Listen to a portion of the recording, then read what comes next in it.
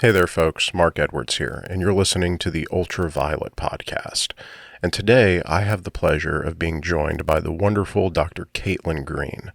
On today's episode, we discuss her primary area of study, which is linguistics, the semiotics of language, and we also get into more culture war, social justice-y type stuff in the realm of her field of study, like how certain people will dismiss variants of language, for instance, African American vernacular English, as being less refined or worthy of being considered a dialect or part of the language as a whole, and how we navigate between the changing of language over time and how all language and language constructs are equally valid in terms of their ability to communicate information, and also what we're saying says about what we're thinking. That is an area where Caitlin is very active in study, specifically how the way that we say things and the how of how we say things can oftentimes communicate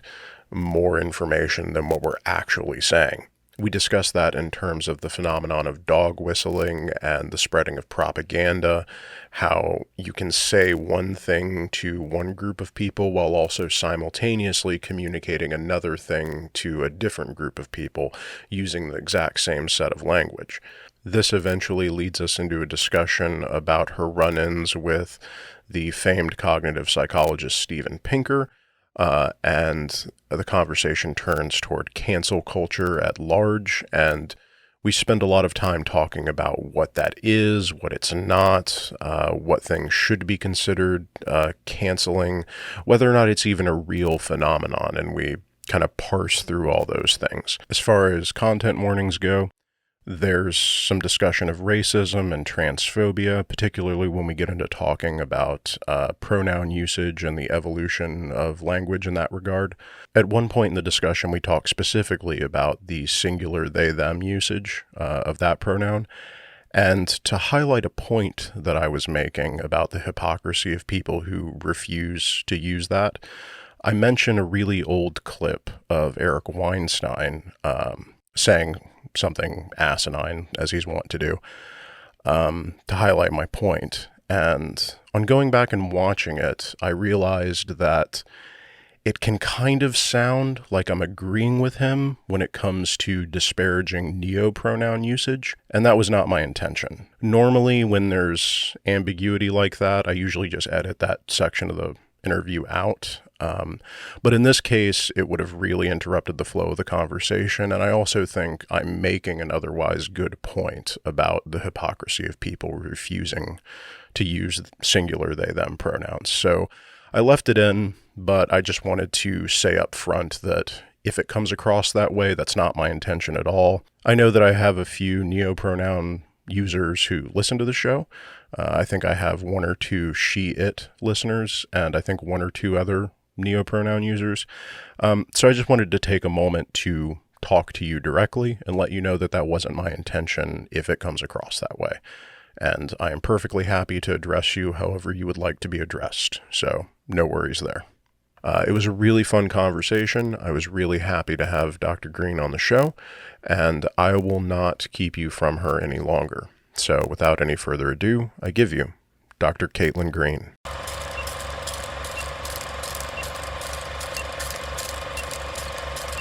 Dr. Caitlin Green, thank you so much for joining me. Thanks for having me. Okay, you are a PhD in linguistics, and I know absolutely nothing about that field, but I find it fascinating. What area? Well, let me ask you this: how did you come to study that field, and what got you interested in pursuing an advanced degree in it? So when I was a kid, I learned some different foreign languages, or even like pieces of foreign languages. I'm a singer, so I was in choir and we would sing in different languages, and I would like to, play games where I would try to connect the translation to whatever kind of cognates or things I could see in the original language, just to, I don't know, just see how the language was structured. And that was so fun to me when I got to college. I didn't know what linguistics was, but I went to my undergrad advisor and I said, I really like languages. I just want like whatever major exists that will like has enough language requirements as part of the major that I can just start learning languages more. Mm-hmm. And it won't like get in my way, you know, credits wise. Like I can still graduate even though I want to take like 2 languages every quarter. Mm-hmm. And they said, okay, let me think about it. And I'm like, well, linguistics, you are required to do, you know, up to a certain level in one language and up to a certain level in a non-Indo-European language. I was like, that's perfect. I don't know what linguistics is, but it sounds fun because I get to learn languages. So I enrolled in Intro to Latvian, and I enrolled in Advanced French, and I enrolled in Intro to Linguistics. And the kind of like puzzle aspect of linguistics just really hit me the right way. Mm-hmm. So one of the things that you end up doing in the intro classes is a lot of problem sets where you're just given kind of like pre-selected, slightly massaged data, and you have to draw some conclusion about that data based on whatever lesson you've been learning. And so it's literally just like doing word puzzles. It's so fun. So that made me decide this should be my major, and I just took it from there. Yeah, so my familiarity with linguistics, such that it is, comes from uh, tangentially being aware of it because when I was younger, I got really into Noam Chomsky's political writings, and I Mm. wanted to find out more about what that dude did that wasn't smashing the state. And I read a few papers by him. And what is the? Well, let me ask you this. Maybe you can describe his theories a bit for people that aren't familiar with them, probably better than I could. And then, is that still considered valid, or is that just in the dustbin now? What is the state of the linguistics field re that whole thing? We are still in a situation in the field of linguistics where there are 2 camps, one of whom is with Chomsky and one of whom doesn't really believe the things that he believes about how language works. Mm-hmm. Personally, I stay out of it. It kind of doesn't. It doesn't necessarily touch what I do, so I don't Mm-hmm. really worry about it too much, um, because I am really, really just way more interested in the things that people are saying and what it means about their ideologies, as Mm-hmm. opposed to like making claims about how grammar is structured in the brain, which is where he's interested. Yeah.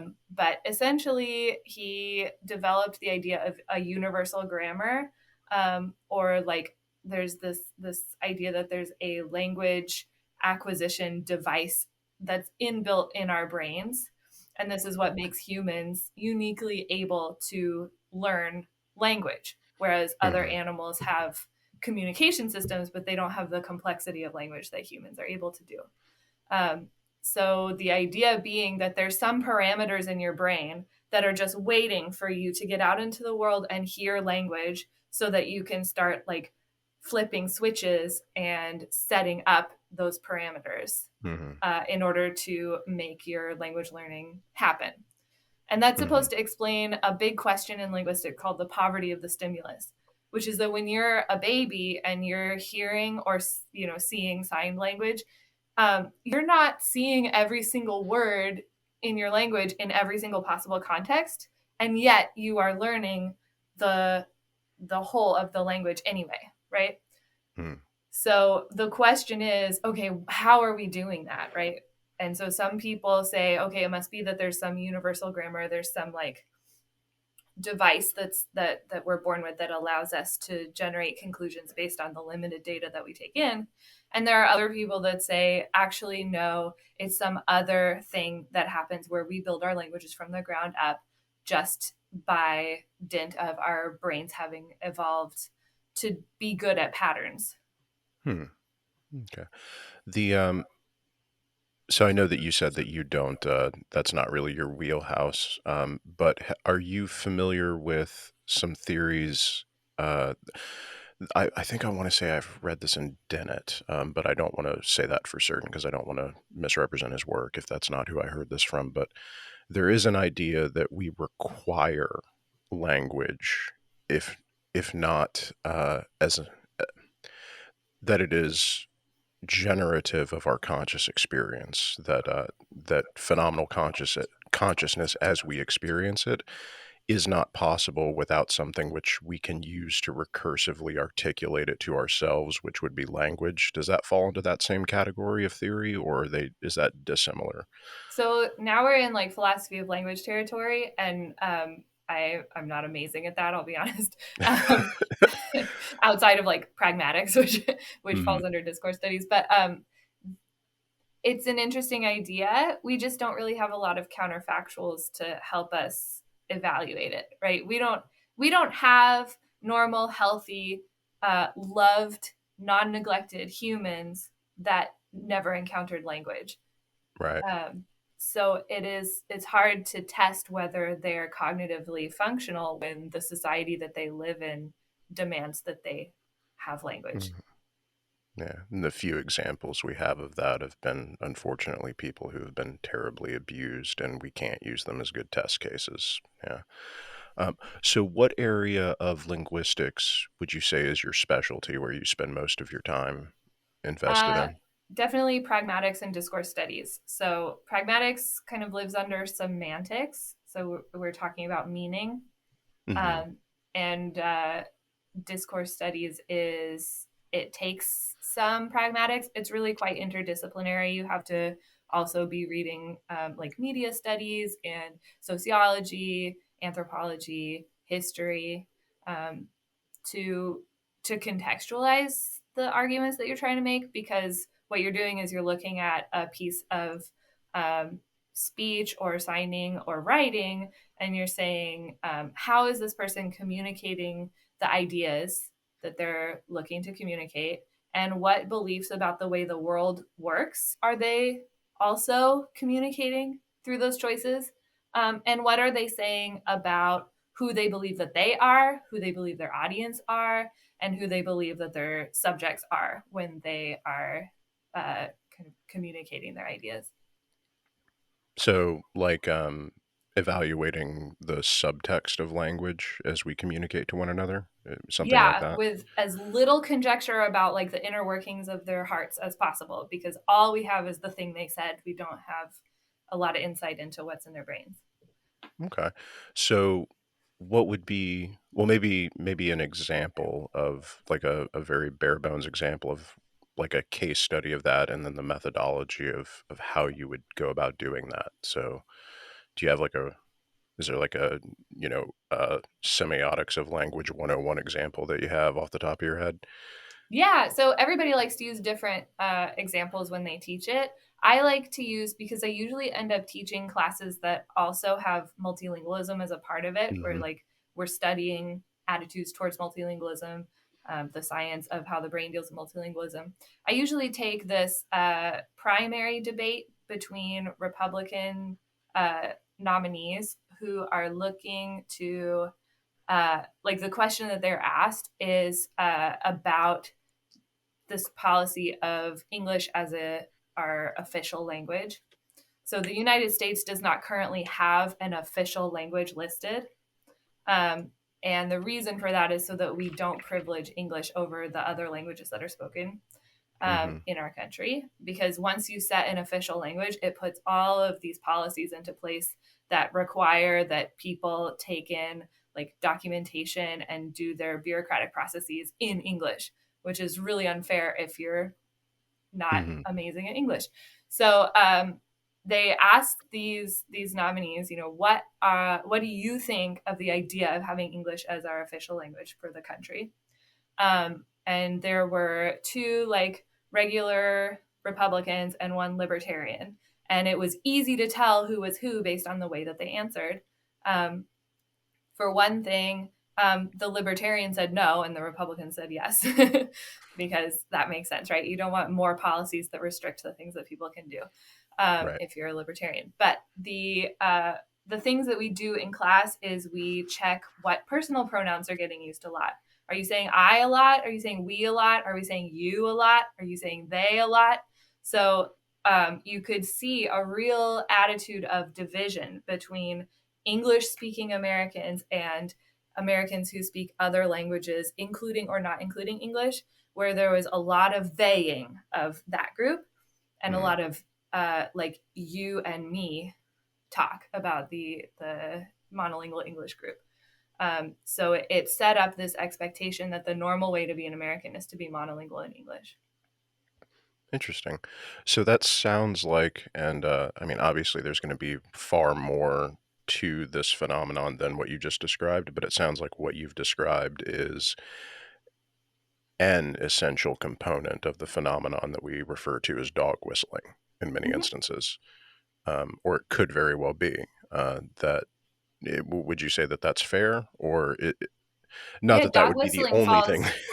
dog whistling does fall under discourse studies, and that's why you have to have a little bit of media analysis and Mhm, history, because you need to be able to point to like where a certain phrase came from in order mhm, to make the argument that it's a dog whistle, right? You can't just take a phrase and be like, well, I didn't like that phrase, so now I mhm, know it's a dog whistle. You have to show, this right here is triggering memories in the audience of other times that they've heard this phrase and what the point was then also.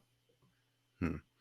How do you go about proofing that? So one thing that I've run into, like when and I assume you as well on the social media hellscape that we inhabit, is when you identify something like that, where you say this person is they're saying this, literally they're saying this, but it's very clear from the subtext and all the other things that we know about this person that they're actually communicating this other thing. Um, and the immediate rejoinder to that is always, well, you're just mind reading. How do you know that? How do you do that? And what is the actual academic proofing criteria for making a statement like that that's well founded? So you have to go look for the actual instances of that phrase being used elsewhere. Hmm. And you have to take into account who the person is, who they were talking to, and what their point was. And you also have to go looking for other explanations. Because in order to really be confident that you found a dog whistle, you do need to eliminate innocent explanations. Yeah. Um, so that's just one aspect of discourse studies, I assume. Yeah.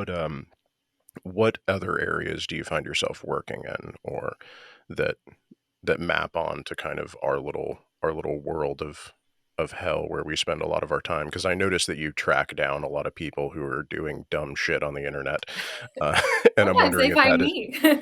they do find you. For those that are listening, Caitlin's Twitter is an excellent place. You should follow her on Twitter. It's very fun. Your social media presence is what I would describe, and I mean this absolutely complimentary, as if side eye could cut you. Uh, it's absolutely wonderful. So, do you find that your academic discipline like maps on to your more and again, I say this not in the derogatory term. We are all social justice warrior types here. Do you find that those two map onto one another well, or are they dissimilar enough that you wouldn't? Definitely. Mhm, So some of my heroes in linguistics are John Baugh and Anne Charity Hudley, who both have a strong track record of arguing that the science of linguistics is an important tool in social justice. And so, one of the ways that that's true is that I like to point out times when people are making unscientific claims about what is a proper way to speak and what is a bad way to speak. Um, and that includes things like disliking somebody's dialect, disliking somebody's pronunciation, disliking somebody's grammar, but also things like tone policing, saying someone's not being mhm, civil or polite enough when they're making their point. Civility and politeness is, the veneer that you put on top of your point. So mhm, criticizing that doesn't really get to the meat of it. It's a distraction to get people upset with you and to stop listening to you. So that's all within linguistics. Um, Finding harmful ideologies, finding weird identity work being done by kind of thought leaders in the anti woke sphere. That's all part of linguistics. That's something that I love to do. When we get involved in this like campus free speech, academic freedom discussion, linguistics has a lot of tools available to help analyze the ways in which stories are getting twisted, people's identities are being roped in as sort of cudgels and weapons to try to make a political culture war point. And a lot of times the people involved in those campus cancellation situations really don't want to be used that way. Mm-hmm. But, people like, Campus Reform and Reason.com and, whoever else are just taking them and running. Yeah. So my analysis of all of those types of things is usually fairly, I will admit, completely crude. And I'm envious of people like you and a few of the others that I've had on the show, Roderick Graham and Aaron Rabinowitz and a few other people who have like this much better position of being educated about the positions from which they attack these folks. So I'm always interested in examining your armory. Uh, so what do you find is the most, like when you encounter somebody who is let's start like point by point by attacking language. So let's say you mentioned dialects, and people very often come after African American vernacular English as an assault on the purity of the English language. That's something that you'll see um, come up every now and again, and particularly now. What what is your vector of attack and dealing with those people in terms of pointing out actually what you're doing is not preserving English as a language or attempting to marginalize another group of people by way of this other thing, which I think is what we all know that they're doing, but some of us may not have the ability like you to point that out effectively. So it's I think pretty effective to take kind of a two-prong attack on that. One is to show that language change and language kind of splitting into variations is extremely normal, and has been going on since the beginning of language. And so you can take some feature, of the precious current privileged standard white middle class American English that the person likely speaks, or maybe, the equivalent of British English, or somewhere else, and show some feature is actually quite new. And you thought that this was just like the way that everybody who's anybody speaks, but actually it just showed up like 2 generations ago or 1 generation ago. Um, Showing evidence in the same vein of people 2 or 3 generations ago bemoaning some new, horrible, degenerate feature of English that now we consider to be completely normal and standard, is also a nice way to do that.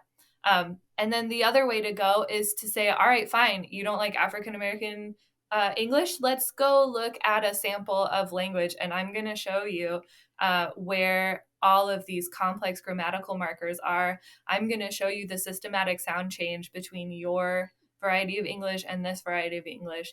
I'm going to show you how this other variety still follows rules, just like your English does. And the reason why you don't like the rules is just because of who it's associated with. Mm-hmm. And at the same time, a lot of those individual features, they actually share in common with some standard forms. So then you can also show like, well, it has prestige when he does it, but not when he does it. Okay, cool, good job. Yeah.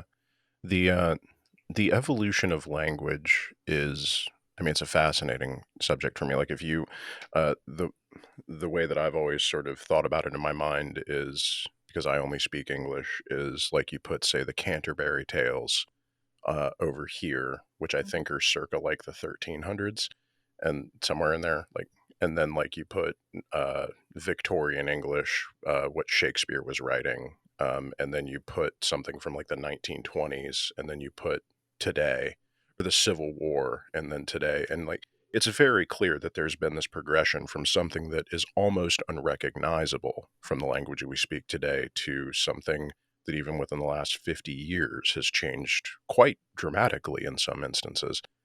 And the problem with fascists is that they have this like hearkening back to an elder time of when things were pure and perfect. And my question is always, where on this chart did you want this to stop? Mm-hmm. And why don't you talk like that? Yeah, it's a good question to ask. Where on this continually changing map of our language across time did you wish that we would stop changing everything?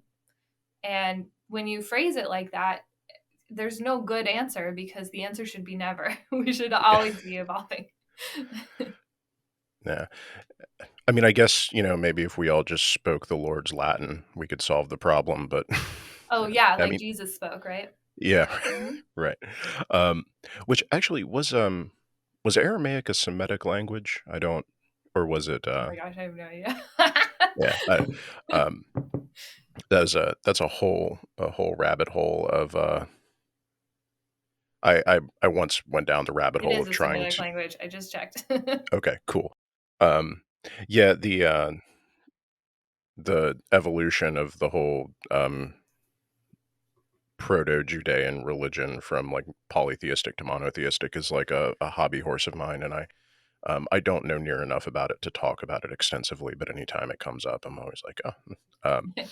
So when the other area where I think this comes up a lot, we've touched on the ethnic dialects, let's call it that.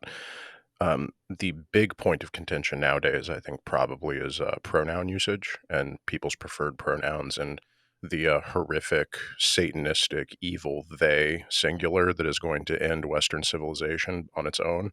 And I wonder if you have any thoughts on that and how we can combat the backlash to this, because clearly we're trying to end Western civilization by deploying this in a singular fashion. Yeah, and I think Um, it's working. I think we're doing great. yeah. Yeah. So it's a little hard because as with most language attitudes, it's not about the specific feature itself, it's about the people. So Mm, whatever people are doing who are gender nonconforming or who are generally kind of unfriendly to the idea of gender heterodoxy, not heterodoxy. I can talk. I know I can talk. People who are generally like unfriendly to the idea of gender orthodoxy and mm, being um, kind of traditionally man and woman, and that's all there is. They're just always whatever we're doing, they're not going to like it. So, mhm, um, on one hand, you kind of just have to be comfortable with the fact that you're going to get disapproval whatever you're doing. mhm, Um, but if you do want to get into the nitty gritty about why they is not a problem, you can start by saying, we have an ambiguous you. We have you singular and you plural, and they take the same verb. They take are. You are either way if you're one person or if you're multiple people. So, in the same vein, if you have a third person pronoun they, it's okay if in a vacuum you can't tell if it's singular or plural because you always have the context to figure it out. And one of the things about human beings and communication is if we know something's ambiguous, we tend to scaffold with extra context to make it clear. That is one of the basic tenets of the cooperative principle by my man H.P. Grice. Right, we've known this for a while that human beings, when we want to communicate with each other, and we think that if we just say it completely plainly, someone might get confused, we'll just add some information in to help them out. yeah. I, I guess part of me is always surprised by the backlash to this sort of thing because it is just such an easy thing to deal with and accommodate. And then I have to remind myself that what they're actually angry about is not the shift in language, that is being used as an excuse to. It's just a vector of attack. I actually remember, oh God, it's probably been like 3 or 4 years now. Or Eric Weinstein was on Dave Rubin's show, and they were talking about neo pronouns and different pronouns. And Eric went on this long old man yells at cloud rant about, uh, we can have a non male, non female pronoun, but we're only going to give you one, and you got to figure out which one it is. And it's been It's 4 so years. arbitrary. Well, number one, my question is, what do you think the process of an entire culture arriving at that one pronoun is? Might look a lot like what's going on right now, as people sift through it and figure it out naturally. And two, we've kind of settled on it, and for some reason, you're still mad. Uh, Yeah. and it's And there never are about the people who have neopronouns that aren't they, yeah. right? And all that needs to happen then is for that person to tell you what the pronoun is, and then you Mm-hmm. use it. You can do it when they tell you what their preferred nickname is. You can do it when Mm-hmm. they tell you what their name is. Um, there's no good reason why you can't handle a pronoun. Yeah, it's just this. I mean, it goes back to I pin a lot of this on I pin a lot of this on just fragile masculinity. Like that's sort of I think we can reduce not all of it. Like there's other complex stuff going on, but a lot of it is, oh, you're asking me to do this thing that I heretofore have not had to do because it'll help you. Mhm. And it's the same with anti-maskers and all this other bullshit. It's just the idea that you would extend yourself even ever so slightly to accommodate another human being is an assault on your identity as, what you perceive of to be the masculine ideal. And it just, I'm so bored of it. And I wish we could just get, like, I wish there's so many other better things to be spending our time talking about. And we just keep getting sucked into this perpetual spiral of Yep. old dudes yelling about shit. And Yeah, it's a tale as old as time that authoritarian thought as a central tenet of its structure mhm, requires this focus on the masculine, right? mhm, These kind of toxic gender ideologies are embedded in authoritarianism. You have to mhm. be the strong man, you have to do what's masculine even if it hurts you. So that includes being being a dick to people that you just met by refusing to learn their pronouns, and it includes not wearing a mask or not getting vaccinated. It can really hurt you to be that attached to the patriarchy, and yet there's kind of Yeah. a some greater fight that they believe that they're in, that it's worth it. Yeah. Yeah. I mean, and, I'm sure that that's probably a lot of the reason that you catch so much hell on the internet is because you're, you know, daring to. I mean, you butt heads with a lot of people who seem to define themselves as like, on that alpha sigma male, like, Mhm. um, zodiac for trad dudes thing that they have. Oh God. Uh, like, um, like you tend to butt heads with those cats a lot, and I think a lot of their distaste and ire for you probably comes down to the fact that you're not scared of them, and that's threatening. Yeah, they really hate that I curse. Also, it's really bad. Well, feel free. So, Great. I already said don't be a dick, so I think mhm. that ship has sailed. But I have been explicitly criticized for cursing on Twitter, and it's Twitter. It's not, you know, it's not my classroom. It's not a Right. conference. It's not a paper. It's Twitter. I can curse. Thank you. But it's a lot of people who don't like what I'm saying will focus in on that. And it is a lot of men, but it's also some women who, if you go through their timeline, there's a lot of misogyny in there. And so, yeah, it's kind of easy to see. It's not, you don't have to dig very hard. Yeah. With I guess with Twitter, we do eventually have to talk about the Steven Pinker kerfuffle. Um, and I am only tangentially aware of what all happened, right? I'm familiar broadly with Steven Pinker. I read Enlightenment Now, and well, I read like 70% of Enlightenment Now, and I'm familiar with the arguments against his work, both in terms of like toxic optimism, which incidentally shout out to a friend of the show, We're in Hell. He did a really good video on that. That was great. Yeah. Yeah. And but just the problems with his research methodology and the sources he picks and how he chooses to represent them to make his points, like he's done some very dubious things, we can say, to be to just be nice about it. I think that's the nicest way to put it. And he has been very, very hesitant to engage with that criticism meaningfully, but that is really the extent of my knowledge of the man. As I understand it, you were the attempted ringleader of his cancellation from all of academia. Is that what That's what happened? I hear. Yeah. So, like, why did you go after this man who just did, like, I mean, shoddy research, I understand, but, like constructive criticism, Caitlin, like, why did you try to destroy his career? Right. Well, I was just jealous of his hair, Yeah. and I thought I have to destroy him. Same. I mean, I think if we had to go into a hair off, I think I have him beat, but Yeah. that's fine, whatever. Uh, Actually, so yeah, if we like time travel back to the summer of 2020, I was not really involved. I just kind of saw it happening. So there was a letter. It went around. It was written by some students, and it basically just said, we are part of an academic community called the Linguistics Society of America. It represents us. It is the largest academic community for linguists in the world. In fact, like in a lot of countries also have linguistic societies, but people who live in those countries usually also belong to the LSA. So it is truly huge. And we're all paying dues every year to be part of this association for the privilege of reading the language journal and accessing mentorship and going to the conferences.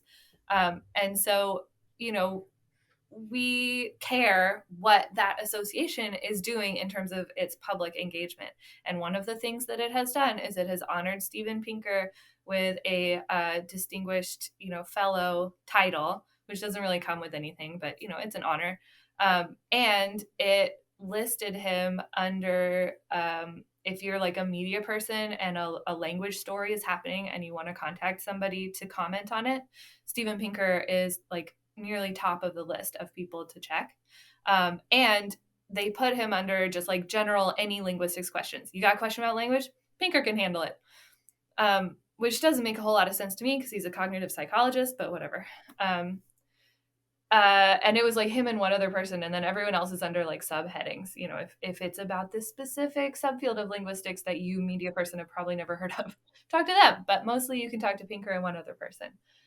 So the letter just said, like, here are the things that the LSA has done to elevate Pinker, and here are 6 reasons, like six recent things that Pinker has said to make us believe that he's not a good representative of our community. And the idea was, spread it around to the linguists of the world, especially LSA members, and they can sign it if they think the LSA should remove those 2 honors, the media listing and the honored fellowship kind of title. Mm-hmm. So it went around and I saw it and I signed it. And then I kind of was like ready to forget about it. And then it blew up into this whole thing. And the people who wrote the letter are anonymous still for very good reason. And so I don't know who they are. I think the letter maybe wasn't like the strongest argument, but it was strong enough. It had had the facts to back up why it doesn't make sense to go to this person as the person to represent how linguistics works or how data works. And so I started writing like Medium posts defending the letter against the attacks that were coming, because the attacks were pretty vicious and they were coming from big names. And I just didn't like that. I don't like a bully. Mm-hmm. The first time as a teacher that one of my students was getting bullied, I like cried with her. Like I'm not good at tolerating bullies. Yeah. Didn't was it I know that whole backlash made the rounds in like Quillette and all the other like phrenology rags, but did like this hit like the New York Times, did it not? Mm-hmm, yeah. Yeah. So the thing about Pinker is he is pretty powerful, pretty prestigious, and he has a really incredible PR firm that has good relationships with pretty much any media entity you care to mention. So, it started by people like Claire Lehman from Quillette tweeting out the letter and going, oh my gosh, look at this illiberal cancel culture. John McWhorter, who's a famous linguist, called us erudite demons at the gates, which it's just got a nice ring to it. So like, the people that signed the letter and the people who wrote the letter were being portrayed as monsters, getting compared to like Maoists, to barbarian hordes, to demons. We were getting like 1984 references thrown at us, all of this kind of stuff, which in discourse studies we call intertextuality, when you point to like other texts in order to influence somebody's perception of the topic at hand. So we were getting a lot of that stuff thrown at us. The scary thing about being an academic is that if you work at a university, your email address is on the university's webpage. Yeah. So people were getting abusive emails sent to them, rape threats, death threats, all kinds of stuff, for having signed this letter because of the audience that it got shared to and the way that it got shared. Did any of the people involved in pointing out the horror of the subject matter of the letter and its intentions condemn any of that particular backlash? No, not even once. Yeah. I'll let you finish the story about that, but I do actually want to at some point circle back to what specifically the criticisms of Pinker were and how he even wound up on this fellowship to begin with, if he's not a linguist. But please continue with the Sure. Everybody is treating everybody horribly for no good reason. Yeah, it's going real bad. So then you start getting, it's in that sort of IDW sphere, which I know is like a defunct term, but the Thank God. Reason, Quillette, Arrow kind of world. And then you start to get, the first thing that happened was like a very short op-ed in Mother Jones, which is the byline of that specific like column it's like good news. It's supposed to be all about like good things that happen in the world. And so this piece of good news was that the attempt to cancel Steven Pinker has no basis in reality. So that was the first one that really set me off because it was absolutely devoid of facts. And so that was my first Medium piece, and it was like very sweary, and because I wanted to get at people's attention. I wanted to say like there are human people on the other side of this, and they did the homework, and they're now getting trashed by the media for having actually checked their sources and figured out a problem that's happening in our little community of linguists. And now like the broader world is like coming down on us with this crazy force. So that was the first one. Then we had New York Times, The Atlantic, like bigger and bigger news sources. And they all had the same tactic, which was to say this letter was a character assassination. It was all guilt by association. It was just a few tweets that they didn't like. They're just getting offended over nothing, and they're trying to ruin this great man's career. But don't worry, he's too great. He will be fine. That was like ultimately the thesis of all of these pieces. So then, I did a piece that went point by point through the letter to show, here's our burden of proof. Here's the point that we're trying to make in this letter. And here's how we satisfied those requirements. They didn't really want to respond to that. They didn't like that much. And at the same time, a group of linguists and I got together and started writing like a more academic focused paper about what happened and what was wrong with it. So I guess before we get into, because I want to go through like all of that backlash, because I think that is instructive about how a lot of these things go in general. But why was Pinker on a fellowship or like honored as a fellow with a linguistic honor? Because he's not a linguist, he's a cognitive psychologist. So why is it that he is been positioned as like number one in the public consciousness, a go-to for somebody about linguistics, but then two, actually honored by a association for linguistics? So, cognitive psychology and cognitive science as a whole interacts with linguistics a lot.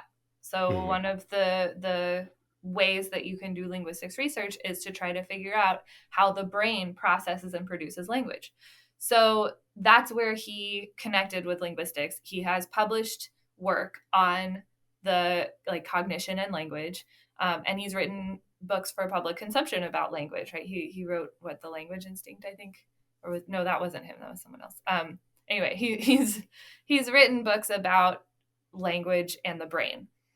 So he is a person who is in the linguistics world, but who likes to maintain that he is not a linguist because there's a more hard stemmy prestige associated with being a cognitive scientist. Hmm. So, if he were a good representative of language and cognition, I wouldn't really have a problem with him being an LSA representative. But because he isn't, and because he has this whole like straw manning anti blank slate argument about language that is just totally all culture war and no actual material arguments, Hmm. he's really not a productive member. Yeah. So, what would you say are the well, what was the crux of the criticism of him and why he shouldn't be on that list or be honored by the LSA? So it was Um, inspired by a recent LSA announcement, or a kind of a reaffirmation of the LSA's values. That one of the things that the LSA should be for is elevating good research, and especially good research by younger and more unestablished linguists, and especially research by linguists who are also like marginalized or generally come from disadvantages that prevent them from getting their voices heard. And so one of the points that the letter made, and kind of the main point that the letter made, is that Steven Pinker is like the opposite of all of that. He frequently contradicts and shouts down the perspectives of other researchers who are in a better position than him to come to the conclusions that they've come to, because they specialize in whatever subfield it is, usually sometimes linguistics, sometimes other things, because he is an epistemic trespasser. He loves to go into other people's backyards and stomp all over their daisies. So um he tends to be the louder voice but the wronger voice on a lot of questions, and it makes it so much harder for good hardworking researchers to get their work listened to when there's a famous dude going, don't listen to them, they're wrong, listen to me, I have a smart white guy opinion that I sat in my comfy chair and I thought real hard about for a minute. hmm. So that was kind of the ultimate point, was to say, like, here are times when the data wasn't with him, he misrepresented someone's work, or he told you not to listen to somebody's work, and that is not a person that should represent our field. So, in you said that he's like an epistemic trespasser, I think, which I really like that turn of phrase. In what way has he gone against established research in a, well, I mean, it's not always a bad thing to go against established research, right? That good things have come from that. But generally, I think we should be skeptical of people who are presenting themselves as mavericks and like Galileos in within the academy, or especially from outside it, shitting on established research that has a long history of being supported. That, if you're attacking that sort of thing, then you should probably have a great deal of proof to back up your claims. In what way has Pinker done that and not satisfied those demands of credulity that one should have? Yeah, so around the times when we have a lot of cultural attention on the killing of Black people by officers, for example, Mm-hmm. you can pretty much always count on him to make a post about how that's actually not a problem. Um, Mm. so that's one of the categories of things that were in the letter, was him sharing some link to something or just himself making the claim, that it's actually not a problem. Like, we just don't have a disproportional killing of Black people by police. It's actually something else. Yeah, doesn't he always reference the speaking of people throwing stones from outside a discipline? Doesn't he always reference the I can't remember the name of this paper, but it was the one written by an economist.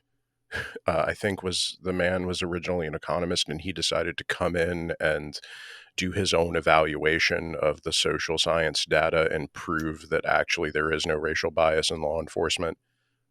Despite the fact, and I read the paper, I can't remember the name of it, and I'll put a link to it down there in the underneath this part. But essentially, I mean, there's a lot of problems with the methodology of that paper. Chief among them is that there's no federal requirement for police departments to report their use of force in any way across the board. So you can't actually get data to make a strong case one way or the other about it. That's actually a central problem with analyzing disproportionate racialized violence in police departments, is there's just not good data. But the data that we do have, where it is consistent and where we can verify it, pretty much always shows a bias against use of force against Black and Latino folks. Except for this one paper that was done by a Galileo astronomer or economist guy who decided he wanted to upend the whole system. And of course, that paper gets cited by Pinker and Sam Harris and Coleman Hughes and all these other IDW folks. So that I know he retweets that constantly, despite the criticisms against it. Is there anything else in particular that he's done that's like fairly egregious that other folks might not be aware of? Because I do know he's a controversial figure, and I think that many people who are in the liberal sphere, like people who have heard of Steven Pinker, probably have a good opinion of Steven Pinker because Steven Pinker has a very strong PR campaign around him. So I'm always interested in the bits, not to mud rake, but there are valid criticisms of the man that don't often see the light of day. Yeah, for sure. So it's long been one of his favorite arguments that reports of rape are overblown, and that misogynist violence is not a problem. So in the wake of, there were a few kind of incel shootings that happened, and he basically said, like, it would be statistically obtuse to say that that there's a pattern of misogynist violence in our country. And it's like, that wasn't a statistical claim, first of all, that like, oh, we're having a few big ticket kind of misogynist violence events happen. That's not a statistical claim. That's just a claim that a thing qualitatively did or didn't happen. So to say it's statistically obtuse is pretty silly. And it put in the context of his larger arguments about, violence against women being less of a problem than we think. It just it doesn't really fly factually. And you can kind of see it in his personal behavior as well. There was a grad student who was sexually harassed by her professor, and when she went public with it and asked for consequences and help with that situation, Steven Pinker wrote an email to her department asking them to get rid of her because he was friends with the guy who did it. So This is clearly a person who just doesn't have a lot of strong feelings about disliking sexual harassment and violence against women. I don't want to speculate on his internal motives. Well, I'm going to. So I think that there's something that I've noticed from Pinker is that he is very quick to push back on anything that challenges his central thesis, which he has been running with for the better part of a decade, which is that liberal Western civilization is a force for good that is producing positive change in the world, both internally and externally, and that can be quantized and graphed. And that anything that challenges that narrative, to include research that would challenge it within his own work, right? Uh, he's very careful in the sources that he uses and how he uses them in presenting the picture that he paints. But anything that would throw a rock at that is he attacks it fairly viciously and fairly reliably. And that to me is it shows that at a minimum he is probably more interested in protecting his idea than he is in engaging with um, the actual data on the subject, which I have always been very suspicious of. Right, like there's Right. you can defend your position and engage in good faith with things that seem to be running counter to it, but his go-to does seem to always be to disparage the countervailing evidence, and I've just always found that distasteful about the man. Yeah, he's kind of king of the straw man. He'll Hmm. take whatever view is opposing to his, and he will just make it look so ridiculous by blowing it completely out of proportion. Um, the thing with public figures like him is, I think it makes a lot of sense to think of them less as a researcher, less as a person, and more as a brand. So Hmm. he's got a strong brand. His brand is things are getting better. And so he's not necessarily going to be prioritizing responsible data collection methodology and responsible use of statistics um, when his brand depends on a certain outcome. And so that was another one of the points that they made was he made a post about the arguments of the dean of social science at Harvard, Lawrence Bobo, who did research on beliefs about race. And Pinker showed a couple of kind of clipped and out of context graphs to say, wow, look, the line's going down, racism is going down. And Lawrence Bobo had to come out and say, that's not what my research says.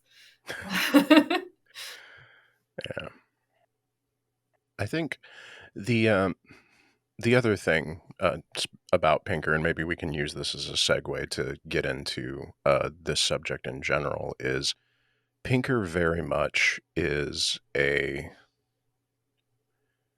cheerleader for what I view as the conservative position regarding what is thought of as cancel culture, Mhm. which is, if I can give a charitable description of what that is that there is this wide swath of illiberal people who are involved in a power play where any excesses or failures or mistakes made by public figures or people with perceived, whether it's actual or not, but perceived social power is used as a way to leverage an attack to bring them down, to get them fired, to get them marginalized from other sources of income and from their sources of social power, to no real purpose other than to uh, inflate the egos or the personal, like to make the people who are doing it feel better. And I think that there are arguments to be made about harassment online, and there are arguments to be made about how people on the left of the social justice bent do get a little out of pocket sometimes with that. And it can be a bit extreme. I would argue that the left wing variant of that is still preferable to what the right does, but even that aside, those valid criticisms aside, what exists today is in no way it's not what the conservatives paint it as, which is this like Maoist struggle session rolling down the hill like an avalanche to crush everybody who has a dissenting opinion. And Pinker does generally, along with his other IDW compatriots, reinforce that view over and over again. Mhm. And that has been another thing that I've found particularly distasteful about him. But you are involved in, I think, this project of pushing back against that narrative that, the I don't necessarily want to call it a clique, but the the disjointed combobulation of those of us on the left who are like, hey, maybe this isn't like a thing we need to be harping on as much. You're certainly a member of that. And I just wonder what your thoughts are about the whole phenomenon in general, and where you think maybe Pinker fits in and others and yourself, and just talk at me about it. Sure. So yeah, one of the things that I just love about Pinker is that his whole brand is about everything's getting better. Everyone just chill out. Like, stop freaking out about climate change. Stop freaking out about, racial justice. Stop freaking out about gender justice and all of that stuff, because it's all getting better on its own. We don't need to do anything except lefty students are making campuses a hellscape. It's so bad. And so it's like, okay, I can't square those two positions. First of all, like, they're not logically compatible. Mm-hmm. um, but what it really amounts to is a mislocation of the locus of power, right? You're like, okay, so a few students got upset and they wrote a letter, or they tweeted, or they went to their dean's office, because they didn't like the way that one of their professors behaved. Do the students have power in that case? Not a whole lot, really. They don't really have a lot of tools in their tool belt, other than just being like, I'm a person and I'm here and I have this problem. The school is who gets to decide what happens. And that is why most of these anecdotes that they pull out of cancel culture involve the professors keeping their jobs. Pretty much almost all of the time, they end up keeping their jobs after receiving student complaints. And whenever you look deeper, it's also not that they said a thing in a class and the student got offended. It's that they said a thing in a class, a student got offended, raised the issue, either one-on-one or in the classroom itself, and got a crazy, like, defensive response where the professor was disrespectful to them, sometimes, calling them names and just getting way, way, way out of line. And so then the student will then go to their admin and say, I tried to resolve this in the way that we're instructed to solve this, by, like, discussing it with the person first. And I got attacked for it. So, like, what do we do now? And then the admin has to be like, well, now we have no choice. Like, we're going to have to either put this person on a suspension or launch an investigation. And even at the end of the investigation, usually nothing ends up happening. Yeah. So, all they can do is collect all of these anecdotes and hope that we don't notice that in, 98.5% of them, nothing bad happened to the person. And in the group that something did happen to the person, they did something absolutely heinous, like sexually harass their students, or, constantly grade students from one group differently from another, or something like just totally, totally out of line that a professor should absolutely not ever be doing.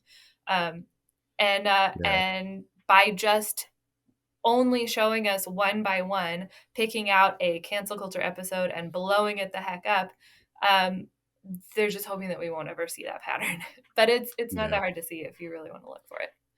Yeah, that was my big criticism of the Harper's letter. Mm-hmm. And it's my biggest criticism of the whole thing in general. But for those not familiar, there was this letter published in Harper's Magazine where a whole slew of highly respected intellectuals, academics, public intellectuals signed.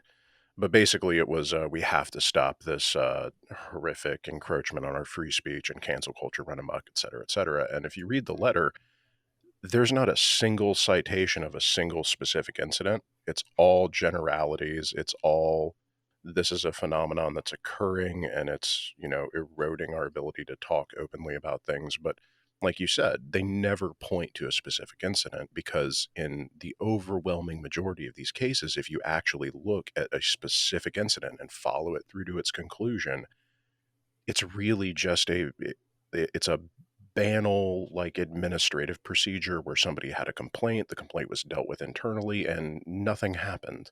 Mm-hmm. But it just got blown up on social media, and I'll not get on my conspiratorial right-wing media using things to promote their agenda hat. I've done that enough on this channel. We can leave that aside for now. But the one that stands out to me, and I think the one that stands out to a lot of people, and what sort of started this steamroll of backlash against the backlash, was Evergreen. And Evergreen is an interesting situation because if you familiarize yourself with that story very intimately, you can walk away from it thinking, actually, the kids overreacted a little bit, and the Weinsteins had a point. And 5 years hence, and looking at what those folks, the Weinsteins are doing now, I kind of wonder maybe those kids knew something we didn't, right? Right. Like, We weren't there. The facts on the ground could be that they were trending in this direction and students could see that they weren't going to be getting a good education from them. yeah, I mean, I haven't read their new book, and I won't because it seems like Evo Psych, the manual, Yeah. from everything that I've read in terms of reviews. But I've read uh, enough of it to say, yes.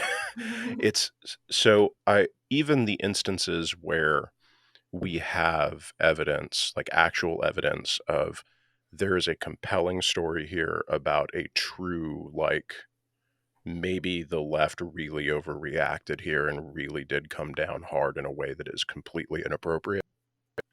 Even in most of those, I think, if you follow them long enough, I'm just going to You say end up go here. watch Brett and Heather's channel and tell me what you think about, because I feel like I'd stand in their classroom and shout them down and keep them from talking because they're fucking morons. So, and so I don't even know what to think about that anymore. Other than, sometimes people get angry on Twitter and they harass people in mobs, and it's totally inappropriate and not Yep. cool. And it's okay for people to make mistakes. It's okay for people to, I don't want to say that it's okay for people to say racist and sexist things, but because it's not, obviously, but it's okay to have, if you acknowledge it and move on and better yourself as a person and say, hey, I fucked up. I'm sorry. I'm not going to do that again. And sometimes the internet is not forgiving, and you will get dogpiled for a year or two. And that's not cool. And we need to work on that. We need to figure out a way to let people grow. But even in those instances, I think in the vast majority of dogpiling cases, it's because the person is not actually taking ownership of their error. They're doubling down or trying to weasel out of being criticized. So to me, a lot of this just rings completely hollow. And like, just to be completely fair, can you think of any instance, like a specific instance of like cancel culture that was actually like what is being described as like, was it a valid instance of using that label? Like, can you think of any off the top of your head?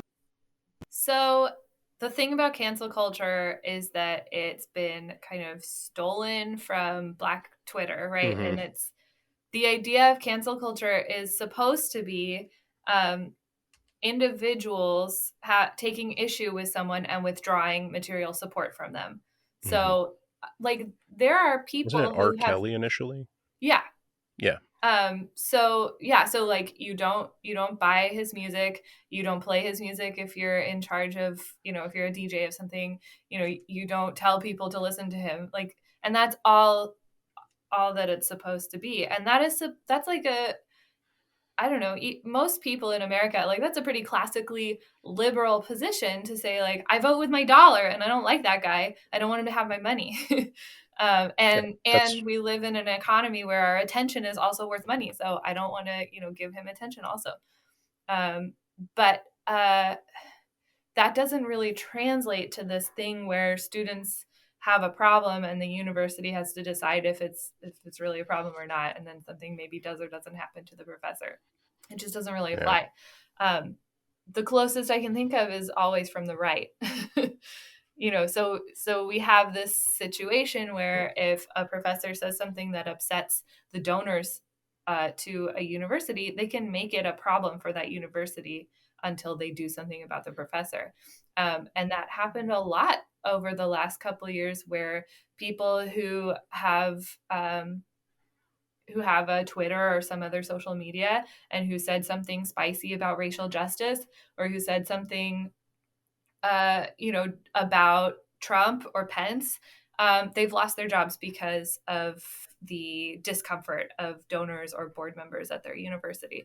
And again, that's why the cancel culture discussion is a real misattribution of the locus of power. It's not the students who can get somebody fired.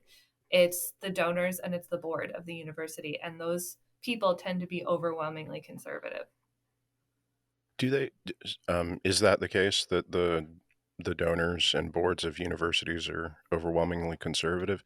Because I was under the impression that most like main big universities are funded by like predominantly like the limousine liberal crew, which from my political standpoint, I would call those people conservative, but I don't think that that's what most people think of when they think of those terms. But am I mistaken in that? I don't think you're mistaken in that. I would just say that they're overwhelmingly not left. Let's just say that. Mm, fair And enough. Yeah. the loudest ones and the ones with the most money tend to be quite right wing. Yeah. And so, for example, there's this philosophy instructor, Nathan June from Midwestern State University, who has been badly mistreated by his university because the board put pressure on the university. It's not about the students. The students didn't have a problem with him. They like him.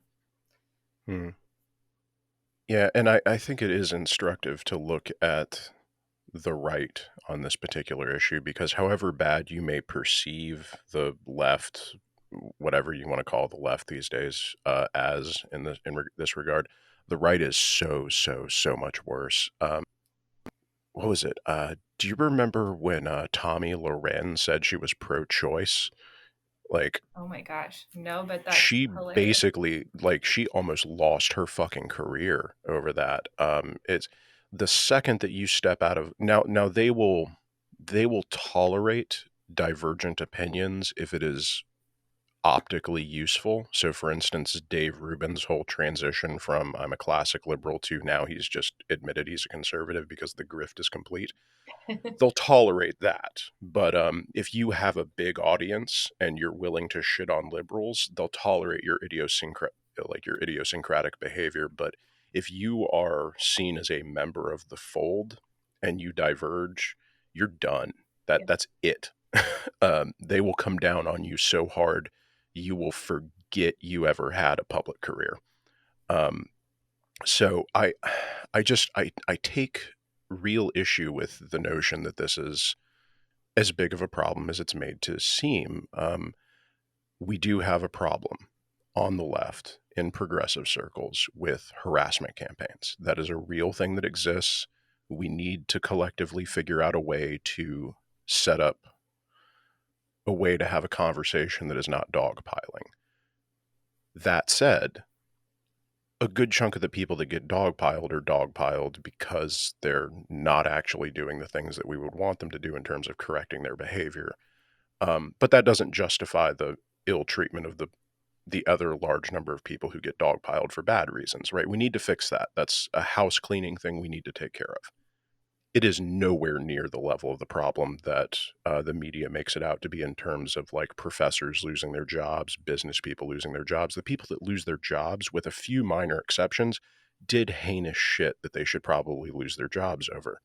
The only one that I can think of off the top of my head, and probably because my friend keeps reminding me of it because he didn't like the outcome of this, is the Gina Carano thing where she tweeted some like anti-Semitic conspiracy theory shit and got fired off of the Star Wars show. Um, there's a debate there about, how much did she know that what she was doing was Nazi propaganda? Because it was. Mhm. But the problem with Nazi propaganda at this point is it's filtered through so many layers of irony and mimetic, uh, you know, changeroo, switchy uppy stuff that half the people who tweet Nazi propaganda don't even know that's what they're doing. So, she's probably just a MAGA chud who retweeted some shit she didn't know what it was, and maybe she didn't deserve to lose her job over it. I don't know. But that's literally the only instance of that I can think of. And if that's the only one that I'm aware of, that's probably not indicative of a widespread cultural problem that's destroying the underpinnings of our society. I mean, is there, like, can you think of any one besides that? Like you said, most of the people that this is happening to are doing actual things that require administrative investigation. And we live in a very public society. And unfortunately, in many cases, a lot of those things become public. And, that results in dogpiling and people commenting. And I think the biggest criticism that we can level at our society as a whole is nobody can shut the fuck up about anything for a second, right? Like, yeah, we all have to have a take. Like, we live in a take economy, and everybody has to have an opinion about everything. And it is so rare to see somebody say, like, I don't have a comment on this because I don't have the information that I need. And especially when it comes to these kind of cancel events, people just immediately come in with, who did or didn't deserve what. And the facts on the ground are still kind of mushy. And it's exacerbated by our media landscape. So because of the paper that I'm working on right now, I've been reading a lot about the discourse and structure of news. And one of the primary components of news is that it has to justify its own newsworthiness, which means making the argument that something is important, novel, or exciting,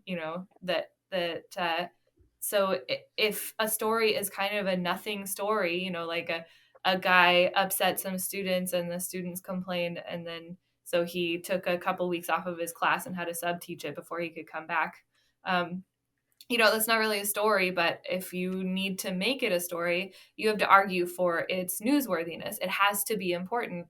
And one of the ways you can do that is by tying it to a narrative that your readers are already aware of. So if cancel culture is already a thing and you have a story about a professor that had a bad week, then guess what? We're going to put it in our cancel culture stream of stuff, and it's going to become another piece of anecdata. Yeah, that makes sense. When is that going to be out? Because I'd like to read that. We'll see. I'm still in the lit review stage, so it's going to be a minute. Okay. But there will be aspects of it in the talk I'm giving for the LSA in January. Okay. Sounds good. Well, I think we've hit everything that we wanted to talk about. Is there anything pressing on your mind that you want the world to know about that you want to shout from the heights of my tiny little YouTube channel? I want you to know that the social sciences are science and that we are rigorous and that we do look at alternative viewpoints. And I want you to know that all varieties of language are equal in sophistication, and that sign languages are included in that. And that's what I care about. That's what I want people to know. Excellent. All right. Caitlin Green, can you tell everybody where they can find you on the online Tweety spaces and where have you? Yeah, so my Twitter handle is Caitlin Mariah, not like Mariah Carey, Moriah is Mariah. And I try to link everything I do there. So you should be able to see it either in my bio or in recent tweets. Okay, excellent. All right. Dr. Caitlin Green, thank you so much for joining me. It was a pleasure. Thank you very much. I had a great time.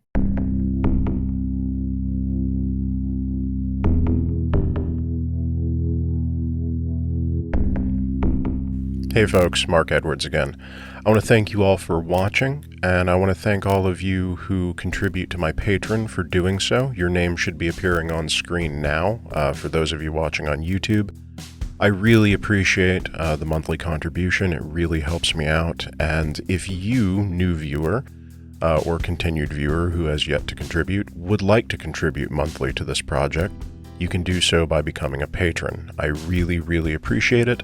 I have a current monthly goal of $200, and when I reach that, I'll be able to give patrons early access to the audio and video of all of my content. Currently, I just put out the audio early, but I can't afford a Vimeo subscription right now. But once this project is self-sustaining, I will start doing that. That will be presented by tiers. All of you who contribute prior to that goal being reached will be godfathered into the higher tiers of any future things that I do for patrons. So get in on the ground floor. And you can find me there at www.patreon.com/ultravioletpod. If you don't want to become a monthly contributor, you can give me a one-time tip via Venmo, Coffee, or PayPal. All of that is also at ultravioletpod. If you are not able to support the show financially, which if you are not, no pressure, I will not hold that against you. I've been in a situation where I couldn't spare $1 a month. I know what that's like. All I ask of you is that you like my content, that you subscribe to my channel, that you upvote it, that you share the content with your friends on your social media pages, that you leave a comment, and I promise I'll interact with it. Anything that you can do to derive engagement, to get the algorithm to pick up what I do, to share it to other people, that helps me immensely, and I really appreciate it, and it's something that you can do to help me out without directly contributing money. So anybody who's watching right now, I encourage you to do that, and I will be forever thankful for you for doing so. For those of you that don't want to watch a whole hour-and-a-half long podcast in one go, which I totally get, I cut these episodes up into smaller chunks, and I put them on my second YouTube channel, which is UV Clips, and you can find that linked in my main YouTube channel page down at the bottom. So go over there, like that page, subscribe to it as well, upvote all those things, leave comments. That also helps me as well. If you'd like to interact with me on social media, you can find me on Twitter, where I'm most active, at ultravioletpod. I am under the same @ on Facebook, where I pretty much just post links to the newest content. I'm not really on there very often. And also on Instagram, where I pretty much just post pictures of my cat, which is what that app is for. I will die on that hill.